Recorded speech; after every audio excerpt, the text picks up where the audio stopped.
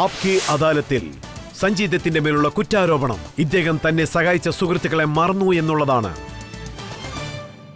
സഞ്ജു, എന്റെ പക്കൽ ഒക്ടോബർ 17, 1995 ഒരു പേപ്പറുണ്ട്. ഇതിൽ താങ്കൾ ജയിലിൽ നിന്ന് പുറത്തു വന്ന സമയത്ത് ബാൽ താക്കറെ സാർ താങ്കളെ കെട്ടിപ്പിടിക്കുന്ന ഒരു ഫോട്ടോയാണ്. ഇത് പഴയൊരു ന്യൂസ് പേപ്പറാണ്, കഷ്ടപ്പെട്ട് കണ്ടുപിടിച്ചതാണ്.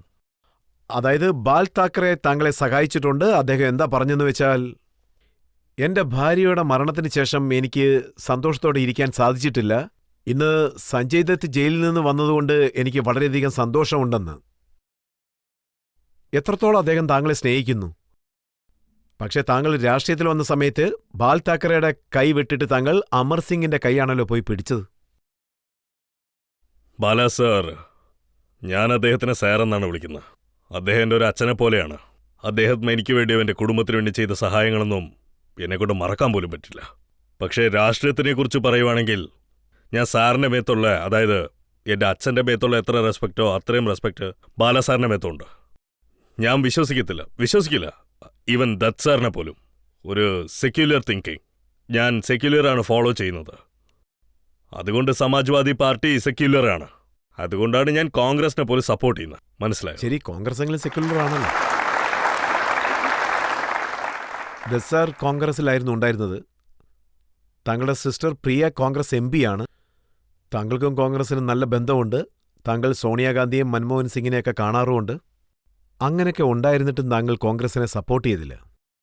ഞാൻ കോൺഗ്രസിനെ സപ്പോർട്ട് ചെയ്യേണ്ടല്ല, പക്ഷേ സമാജ്വാദി, ഞാൻ കോൺഗ്രസിന് സപ്പോർട്ടാണ് ശരിക്കും പറഞ്ഞ ഒരു വിധത്തിൽ.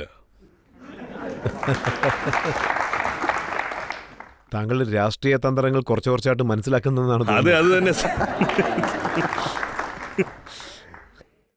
ഇല്ല രജത് സാർ, എന്നെക്കൊണ്ട് ഒരിക്കലും രാഷ്ട്രീയം പഠിക്കാൻ പറ്റില്ല. ഞാൻ ഇത് പറയുന്നത് കേൾക്കുന്നവനാ, ഇത് പ്രകാരമല്ല.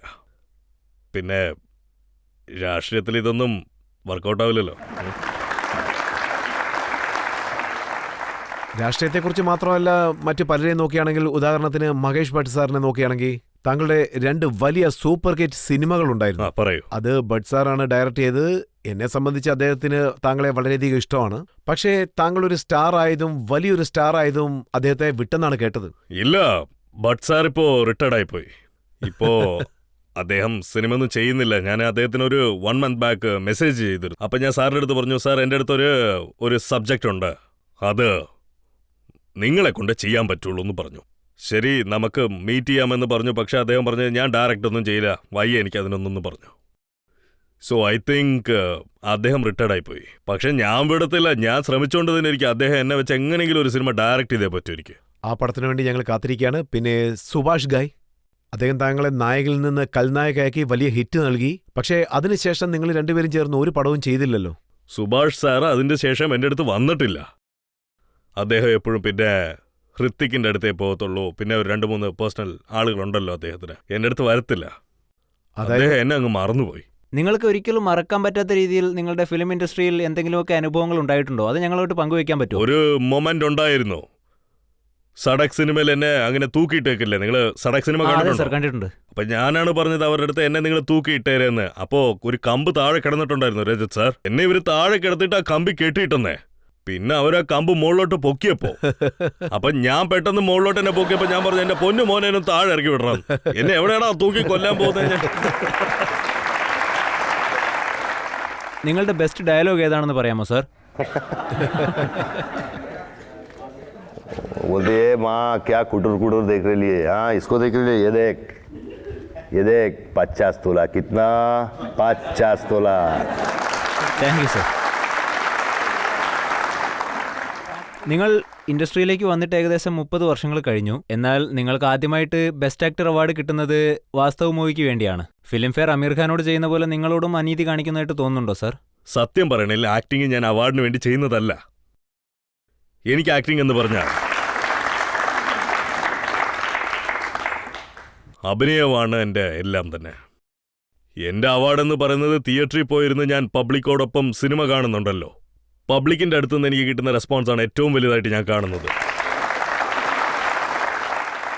പക്ഷെ സഞ്ജു, താങ്കൾ രാഷ്ട്രീയത്തിൽ കാല് വെച്ച ഉടൻ തന്നെ താങ്കളുടെ പഴയ കേസുകളെക്കുറിച്ച് ചർച്ച ചെയ്യും, താങ്കളുടെ പഴയ ജീവിതത്തെക്കുറിച്ച് ചർച്ച ചെയ്യും, 6 വർഷത്തെ ജയിൽ ശിക്ഷയെക്കുറിച്ച് ചർച്ച ചെയ്യും. അതൊക്കെ എങ്ങനെയാണ് ഫേസ് ചെയ്യാൻ പോകുന്നത്? ആ രജത് സാർ, ഞാൻ നേരത്തെ പറഞ്ഞ പോലെ ഒരു 15-16 വർഷത്തോളം ഞാൻ ഇതൊക്കെ ഫേസ് ചെയ്ത് വന്നുകൊണ്ടിരിക്കുവാണ്. അതിൻ്റെ ഒപ്പം പോളിറ്റീഷ്യൻസ് പറഞ്ഞിട്ടുണ്ട്, ന്യൂസിൽ പറഞ്ഞിട്ടുണ്ട്, പക്ഷേ ഇവര് പബ്ലിക് പറഞ്ഞിട്ടില്ല. അതായത് ഇവനൊരു ടെററിസ്റ്റ് ആണ്, ഇവൻ അത് ചെയ്തിട്ടുണ്ട് ഇത് ചെയ്തിട്ടുണ്ടെന്ന് ഇവർ പറഞ്ഞില്ല. ഇവരെന്റെ മേത്ത് വെച്ചിട്ടുള്ള സ്നേഹവും വാത്സല്യവും അത് തന്നെ എനിക്കൊരു ബെയിൽ കിട്ടിയതിന്റെ സന്തോഷമാണ്.